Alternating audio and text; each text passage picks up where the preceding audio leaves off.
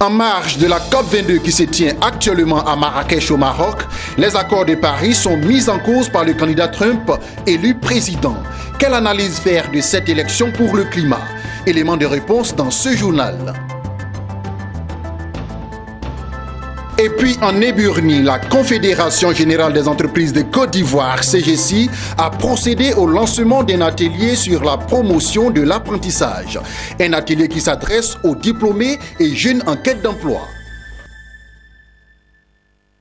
Bonsoir à tous et merci de vous informer sur Business 24 Africa.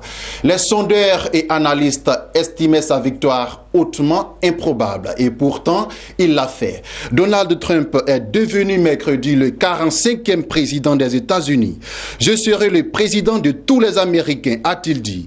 Depuis les télégrammes de félicitations au président élu des États-Unis fusent des quatre coins du monde. Le président chinois Xi Jinping s'est dit impatient de travailler avec Donald Trump sans confrontation et en vertu du principe de respect mutuel dans un télégramme de félicitations. Le chef de la diplomatie du Vatican a dit que le Vatican priera Dieu pour éclairer Donald Trump.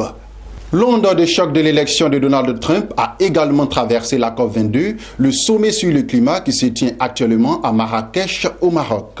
En réponse à la politique de mise en cause des accords de Paris 2015 par le nouveau président des États-Unis, Ségolène Royal, président de la COP21, par ailleurs ministre de l'Environnement français, s'est voulu rassurante.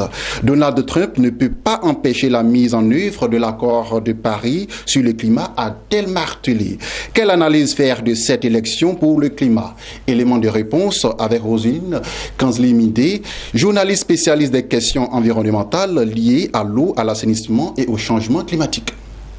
J'ai juste une petite crainte, je reste un peu perplexe par rapport à ces propos qu'il a dit il y a quelques mois sur les différentes antennes concernant l'accord de Paris sur le climat.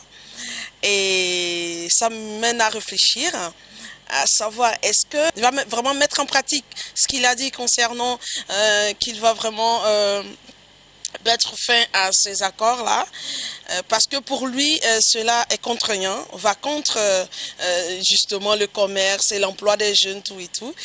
Mais je pense qu'il faut voir au-delà de tout cela. Il faut voir au-delà de seulement l'Amérique, c'est tout le monde entier. Et surtout l'Afrique qui souffre beaucoup des effets du changement climatique, parce que nous émettons moins, mais c'est nous les Africains qui subissons beaucoup. Et donc je pense que le président devait revoir sa position. Je suppose, j'ose croire que ça a été des propos de campagne et que maintenant qu'il est président, il va revoir un peu, je vais dire ses propos, revoir un peu sa position, parce que quand même, son prédécesseur a signé cet accord-là. Il ne va pas quand même venir encore retirer l'Amérique des négociations comme Bush l'a fait. Et on espère qu'il va continuer dans cette lignée que Barack Obama avait fait. Et puis ensemble, on verra comment sauver l'humanité. En Côte d'Ivoire, la problématique du développement des compétences comme source de compétitivité est une préoccupation pour les entreprises. Partant de ce constat, la Confédération Générale des Entreprises de Côte d'Ivoire a procédé au lancement d'un atelier sur la promotion de l'apprentissage. Cet atelier devrait permettre aux diplômés et jeunes en quête d'emploi de se frotter aux réalités du monde professionnel et être opérationnels au terme de l'information. Lawani Babatunde et Lignon Gilbert. Principal pourvoyeur d'emplois en Côte d'Ivoire, le secteur privé entend désormais jouer un rôle prépondérant dans la formation pratique de son personnel. Et ce, à travers l'atelier sur l'apprentissage en tant qu'outil impliquant l'entreprise dans la qualification de ses futures ressources humaines. Un projet mis en œuvre par la Confédération Générale des Entreprises de Côte d'Ivoire en collaboration avec le Fonds de développement de la formation professionnelle FDFP. Ici, le projet d'apprentissage permettra en plus de la formation que ces jeunes reçoivent à l'école, de venir à mi-temps dans l'entreprise, apprendre sur les process, sur les machines de l'entreprise. De telle sorte que, une fois que l'entreprise, à la fin du processus, retient un certain nombre de ce qu'on appelle apprentis, il n'y a plus besoin de les former pour qu'ils soient performants. L'apprentissage, c'est aussi pour les jeunes chômeurs. Les jeunes chômeurs qui ont eu le BTS, qui ont eu un diplôme d'ingénieur, qui ne travaillent pas depuis 4-5 ans, ont perdu toute compétence. Et donc, les prendre dans un système d'apprentissage, c'est-à-dire révisiter leurs connaissances théoriques et puis leur donner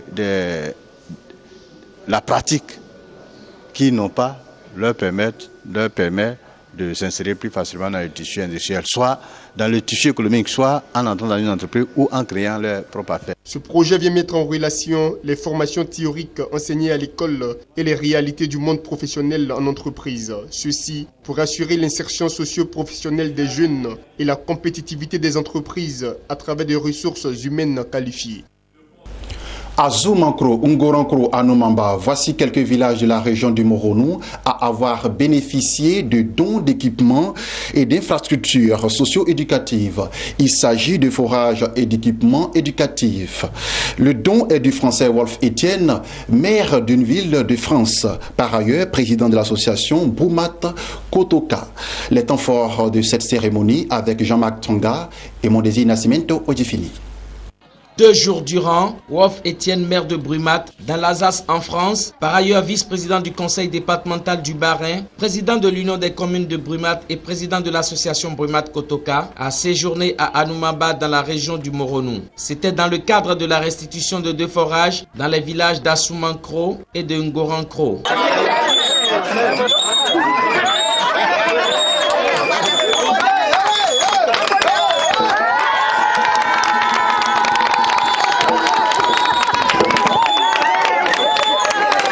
Mais aussi de la présentation officielle du matériel d'équipement de l'école maternelle d'Anoumamba, tous offerts par l'association Brumat Kotoka, qui pour rappel œuvre en Côte d'Ivoire depuis une vingtaine d'années.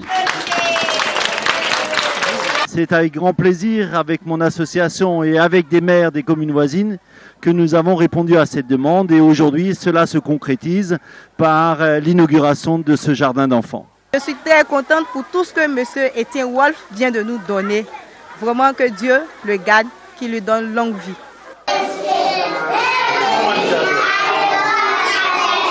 Les 10 dons, élevés à 50 millions de francs CFA environ, sont le fruit d'un partenariat né d'une visite de travail de Raymond Etienne Bosson, maire d'Anoumamba en France, il y a à peine 1 an. Au titre de ce partenariat, la mairie d'Anoumamba ainsi que le centre de santé et l'actuel lycée municipal de la ville ont déjà respectivement bénéficié de matériel et fournitures de bureaux, de médicaments, de matériel et fournitures scolaires, ce qui augure d'un partenariat solide entre la commune française et son partenaire ivoirien. Nous venons donc de jeter les bases d'un partenariat durable et nous avons l'espoir que les prochains dons toucheront tous les secteurs les plus sensibles. Dans la même dynamique de développement de la localité et du bien-être de ses populations, le maire Raymond Etienne, aidé de son homologue français et des différentes autorités administratives, politiques, coutumières et religieuses, ont procédé à l'occasion à la livraison de 3 marchés couverts dans les villages d'Alongo, Angbanou et Koubebo. Ces 3 réalisations effectuées par la municipalité d'Anoumamba ont coûté la bagatelle de 27 millions de nos francs. Terminons cette édition avec cette information. Les administrateurs de la Banque africaine de développement ont approuvé l'octroi d'un don d'assistance d'urgence d'un montant d'1 million de dollars EU destiné à appuyer la lutte contre la malnutrition dans l'état de Borno, situé au nord-est du Nigeria. En juin 2016, le ministère nigérian de la Santé avait déclaré à Borno l'état d'urgence nutritionnelle. Le groupe de travail sécurité alimentaire et nutrition pour l'Afrique de l'Ouest et du Centre avait demandé une intervention d'urgence de la part de la communauté internationale afin d'éviter que la situation se détériore davantage. C'est ici que se referme ce journal. Merci de nous avoir suivis. L'information continue sur Business 24 Africa, la première chaîne panafricaine d'information économique.